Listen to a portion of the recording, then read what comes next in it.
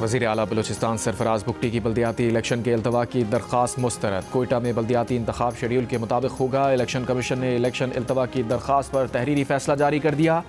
Election commission نے ہدایت کی ہے کہ بلوچستان حکومت آئین کے مطابق الیکشن کمیشن اور دیگر اداروں کی معاونت کرے۔ سیکیورٹی کے فول پروف انتظامات کیے جائیں۔ تمام اداروں کی ہر ممکنہ معاونت کی جائے۔ ممبر بلوچستان شاہ محمد کا اختلافی نوٹ، کہا کوئٹہ میں سخت سردی کے باعث ووٹرز ٹرن آؤٹ کم ہوگا۔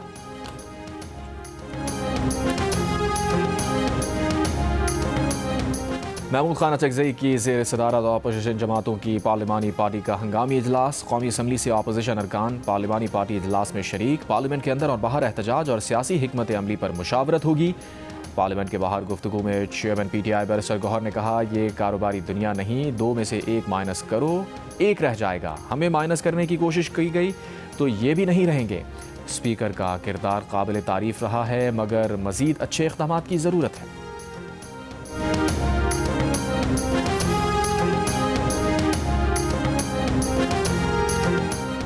پی ٹی آئی ملک کو عدم استحکام کا شکار کرنے کے ایجنڈے پر عمل پیرا ہے۔ احتجاج کے نام پر فتنہ فساد کی کوشش کی جا رہی ہے۔ یہ چاہتے ہیں قیدی کو اڈیالہ سے منتقل کر دیا جائے۔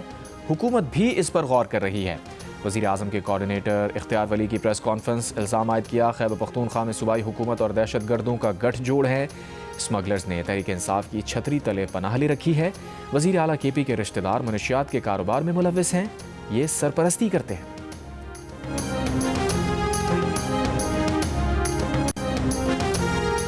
خیبر پختونخوا کے محکمہ خزانہ میں 88 غیر قانونی بھرتیوں کا اسکینڈل۔ ذرائع کے مطابق 2019 سے 2024 کے دوران ڈرائیورز، نائب قاصدوں اور سینیٹری ورکرز کی 88 بھرتیاں جعلی پوزیشن کوڈز پر کی گئیں۔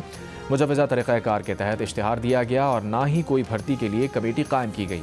ملازمین کی خالی اسامیاں موجود نہیں تھیں۔ بھرتیوں کے لیے متعلقہ اتھارٹی سے منظوری بھی نہیں لی گئی۔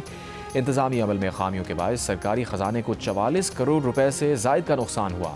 محکمہ خزانہ کے افسر اور اے جی آفس کے اہلکار پر غیر قانونی بھرتیوں میں ملوث ہونے کا الزام۔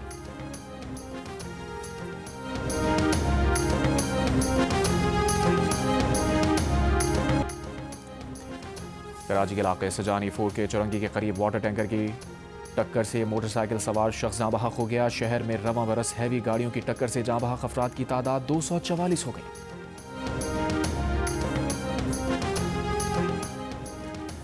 اسلام آباد کے نئے ہاؤسنگ منصوبوں اور پوش علاقوں جیسے سیکٹر E7، F7، F6 اور F8 میں ویلیویشن ریٹس میں نمایاں اضافہ کر دیا گیا۔ FBR نے رہائشی، کمرشل اور دیہی علاقوں کے لیے 68 مقامات کی نئی قیمتوں کا نوٹیفیکیشن جاری کر دیا۔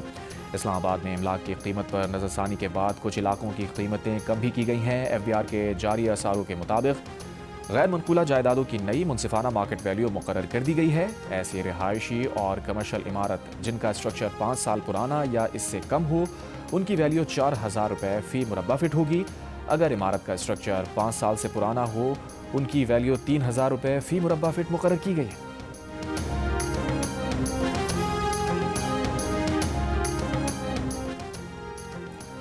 کراچی میں محکمہ تعلیم میں مسلسل غیر حاضر اساتذہ کے خلاف کارروائی۔ مسلسل غیر حاضری پر 2000 نئے اساتذہ کو شو کاز نوٹس جاری کیے گئے۔ جوابات سننے کے بعد 150 سے زائد اساتذہ برطرف۔ ڈائریکٹر اسکولز کراچی کا کہنا ہے کہ دوسرے مرحلے میں پرانے اساتذہ کو بھی شو کاز نوٹس جاری کیے جائیں گے۔ اسرائیل کا غزہ امداد کے لیے اردن سے مغربی کنارے کی کراسنگ کھولنے کا اعلان۔ ستمبر سے بند کراسنگ آج سے کھولی جائے گی۔ اسرائیلی فوج کی جانب سے غزہ جنگ بندی کی خلاف ورزیاں جاری رہیں تو جنگ بندی دوسرے مرحلے میں نہیں جا سکتی۔ حماس نے خبردار کر دیا۔ معاہدے پر مکمل عمل درآمد کرانے کے لیے ثالثکاروں سے اسرائیل پر دباؤ ڈالنے کا مطالبہ بھی کیا۔ 10 اکتوبر کے معاہدے کے باوجود غزہ میں اسرائیلی فوج کے حملوں میں اب تک 370 سے زائد فلسطینی شہید ہو چکے۔ ٹیکساس کے بعد امریکی ریاست فلوریڈا نے بھی کاؤنسل آن امریکن اسلامک ریلیشنز اور اخوان المسلمون کو دہشت گرد تنظیمیں قرار دے دیا۔ گورنر ران ڈی سینٹس کے حکم نامے سے مسلم کمیونٹی میں بے چینی۔ ریاستی اداروں کو CAIR کی فنڈنگ سے روک دیا گیا۔ کاؤنسل آن امریکن اسلامک ریلیشنز کا کہنا ہے کہ فیصلہ غیر آئینی اور سیاسی انتقام ہے۔ حکم نامے کے خلاف وفاقی عدالت سے رجوع کیا جائے گا۔ کسی دہشت گرد گروپ سے تعلق نہیں۔ اقدام امریکی مسلمانوں کو خاموش کرانے کی کوشش ہے۔ امریکی صدر ڈونلڈ ٹرمپ کا یوکرین کو انتخابات کرانے کا مشورہ۔ امریکی ٹی وی کو انٹرویو میں کہا یوکرینی عوام کو انتخاب کا حق حاصل ہونا چاہیے۔ یوکرین جنگ کو انتخابات نہ کرانے کے لیے استعمال کر رہا ہے۔ تنازع میں روس کو یوکرین پر برتری حاصل ہے۔ یوکرین اپنا بہت سارا حصہ کھو چکا۔ روسی صدر پوتن اور یوکرینی صدر زیلنسکی ایک دوسرے سے سخت نفرت کرتے ہیں۔ یورپی ممالک بہتر کردار ادا نہیں کر رہے، اس لیے روس اور یوکرین میں امن معاہدہ کرنا بہت مشکل ہے۔ امریکی ریاست فلوریڈا میں چھوٹے طیارے کی ہائی وے پر چلتی گاڑی پر کریش لینڈنگ۔ طیارے میں موجود 2 پائلٹ اور گاڑی چلانے والی خاتون زخمی، جانیں بچ گئی۔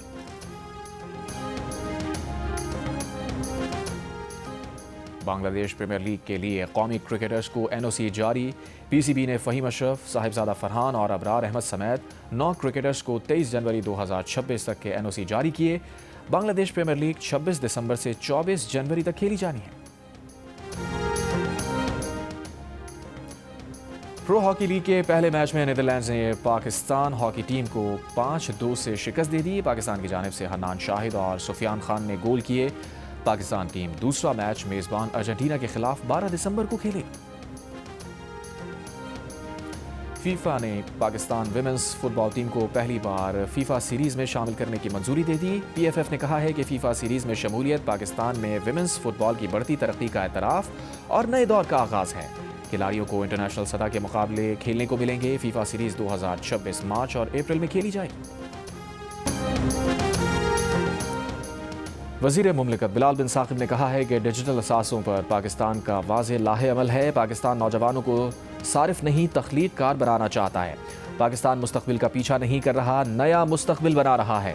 ابوظہبی میں عالمی بٹ کوائن کانفرنس میں پاکستان کی ڈیجیٹل قیادت کرتے ہوئے بلال بن ثاقب نے کہا ہر ضائع ہوتا میگا واٹ پاکستان کی ڈیجیٹل برآمد بن سکتا ہے۔ پاکستان اپنی غیر منظم کرپٹو مارکیٹ کو عالمی معیار کے نظام میں بدل رہا ہے۔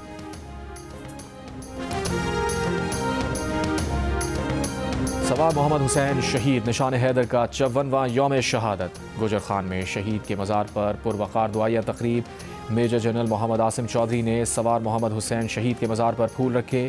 سوار محمد حسین نے 1971 میں شکر گڑھ کے محاذ پر دشمن کا بہادری سے مقابلہ کرتے ہوئے جام شہادت نوش کیا تھا۔ وزیر اعظم شہباز شریف کا شہید کو خراج عقیدت، کہا سوار محمد حسین شہید دھرتی کے بہادر سپوت تھے۔ 1971 میں سوار محمد حسین کی دلیری نے مادر وطن کے تحفظ کو تاریخ میں لازوال کر دیا۔ وزیر داخلہ محسن نقوی نے کہا سوار محمد حسین کا مارکہ دشمنان پاکستان کے لیے 2 ٹوک پیغام ہے کہ ہمارا ہر سپاہی وطن پر جان نچھاور کرنا اعزاز سمجھتا ہے۔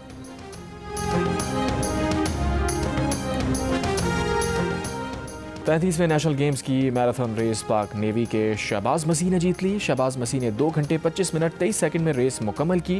واپڈا کے شیر خان نے سلور اور پاک نیوی کے شعیب اختر نے برونز میڈل حاصل کی۔